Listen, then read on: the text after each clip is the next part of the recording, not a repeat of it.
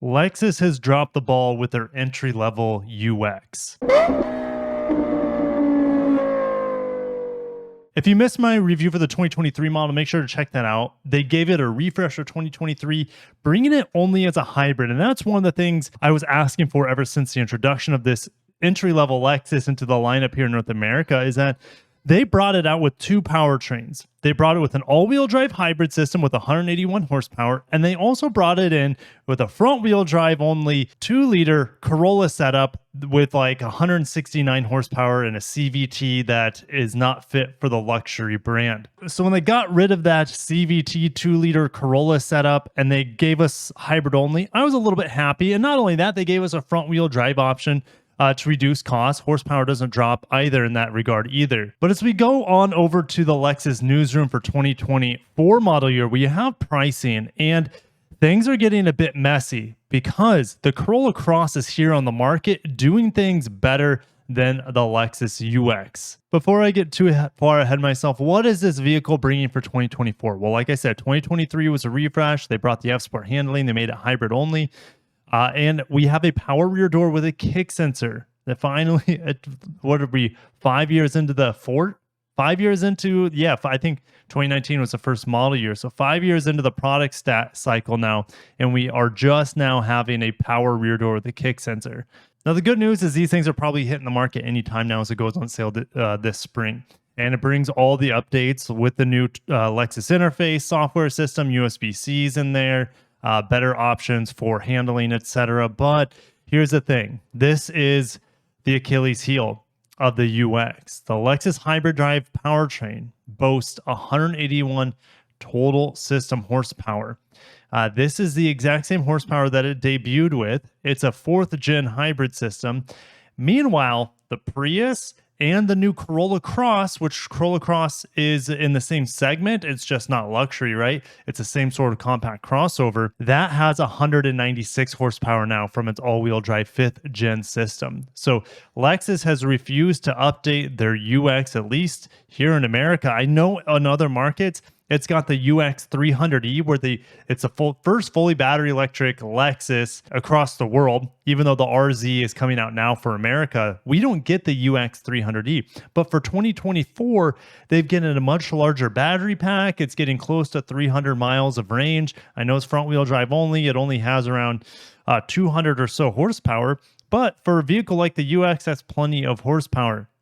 You might be saying, Kirk, isn't 181 horsepower then also enough horsepower? Yes, but not when a $30,000 Corolla Cross as well as a $28,000 Prius has more power and more efficiency, because not only do you get more power with the new 5th gen hybrid system, in most cases you're also getting better efficiency because they have a new battery system. They have reworked motors in there as well.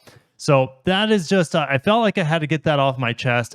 My heart goes out for the UX. My heart actually goes out for the entry-level Lexus right now, because the UX is very niched down. You pretty much have to be just a family of two, because the back seat's really too small for anybody. It kind of reminds me of the size of like the Hyundai Kona's back seat, which is just way too small. So maybe an individual or a couple, or if you have dogs as well, I could see the UX working for.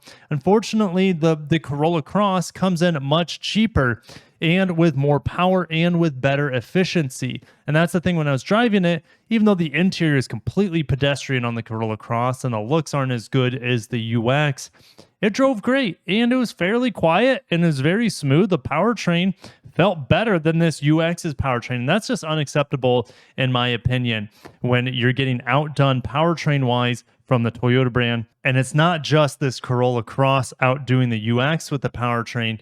Look at the new Tundra and the new Sequoia getting that Hybrid Max twin turbo V6, whereas the Lexus LX still doesn't have it, and it's crickets. I know it's been trademarked, but man, waiting and waiting. So what we have here is the pricing of the 2024 model. I'm not going to compare it to the 2023 model.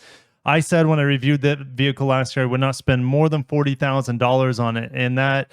So what would I be doing? Well, if you absolutely have to have all-wheel drive, it's going to cost you about $1,500 more to add the extra rear motor in the back. I would be going for probably the UX 250h F Sport design, $38,950. Handling is not worth it in my opinion, especially not with the all-wheel drive F Sport handling at $45,000. I will see you guys down below on your thoughts. I had to get this rant out because as a former Lexus salesperson, seeing the Toyota lineup get the advances before the Lexus lineup is still happening in today, like 2023, when I saw it happening in 2018 as well. The Lexus product cycle, at least when it comes to powertrain, seems to be like 2 to 3 years behind the Toyota end, at least when it comes to the hybrids. And I don't know why this is happening. Maybe it's because Lexus is really focusing on that next step, electrification. We got patents for the IS electric vehicle, so that could be announced by the end of this year even. And then we also have a couple new products coming for Lexus this summer. I would suspect that's the TX and the GX, at least announced this summer and available this fall/winter. So a lot of changes coming for Lexus, but just not as many as I would like to separate the brand from their lower priced Toyota mainstream brand. Am I crazy for getting this fired up that Lexus is, at least on powertrains, not able to keep up oftentimes with the Toyota lineup? And before you guys head out, a couple of little nuggets here to get excited for Toyota. So Toyota and Exxon, we're over at Automotive News. These two companies are testing low carbon fuels and gasoline engines, and these low carbon fuels could reduce emissions up to 75% compared to regular gasoline. The fuel blends are made from cleaner feedstocks and could one day cut greenhouse gas emissions from internal combustion engines as much as 75%. The fuels proved compatible with Toyota vehicles, raising the prospect of a drop-in solution that could compete with battery-powered cars in the future. I love like Porsche, Toyota, even Hyundai Motor Group. They are not going fully battery electric. They know that there's other solutions out there to reduce emissions. If CO2 is the number one enemy, how do we do it in the most cost-effective and most responsible way? And this could be one of the breakthroughs here that Toyota and Exxon could be working on. I know a lot of people on my channel, including myself, don't want a battery electric only future. We see their place, or at least I see the place of battery electrics in modern society and in the future as well. But being mandated as the end all be all solution is craziness in my opinion. So I'll probably report on this as it continues along. But we got one little nugget here. So Lexus is revealing the LM fairly soon, and the LM is their minivan based off the Alphard. It's only available, as far as I'm aware, in Asia, but it is now going to be available in Europe as well, this LM minivan. And we got our first little, like, I guess this is a spy shot of the looks of the front end of the Alphard or Velfire. Not sure which model this is, but it's kind of taking cues from the Hyundai Palisade refresh for 2023, where the grille kind of flows into the headlight, or should I say the daytime running light area. So it's a lot of grille on the old Velfire and Alphard, and now the grille is taking over the lights literally.